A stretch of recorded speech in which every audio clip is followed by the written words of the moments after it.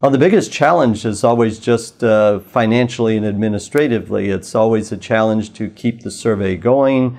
It's not easy to do. It's also very hard to meet the needs of so many, if you will, collaborators, customers, and users. I think the biggest challenges were trying to work with federal agencies and try to prioritize and maximize the content of the survey. The hardest challenges were finding the time for our really terrific analysts to do the analysis of the survey data. One time, 3 people, the whole team quit after a vacation. No one came back. So I had to go out there, and I was the lab team for a whole stand in New York. There has been times like in New York, and they wouldn't allow us to drive the trailers over this bridge because they felt the bridge was not sturdy enough. So we went and put them on a barge, floated them up to the site, and then lifted the trailers off to the site using a crane. We didn't have networks like you do now. You didn't have Wi-Fi. Everything was hardwired. So even though that person had now collected this information on their computer, we were taking disks, floppy disks, and transporting them to the office,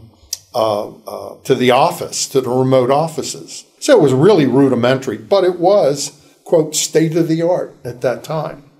And of course, things now have changed drastically. And that's the one thing I think that the program does. It does keep learning, and it keeps learning what's the best things to do. Between 1994 and 98, the world had changed, and I think in many ways it was a harder sell for, and this was true across many different studies, that response rates were dropping because the public was becoming more concerned about issues related to privacy.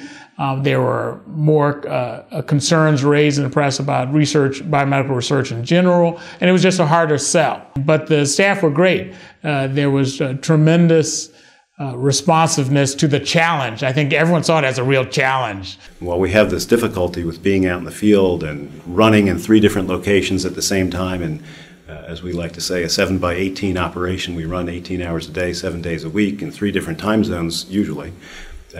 We also are running pilots for the next 2-year cycle while we're collecting data, while we're producing data for the public.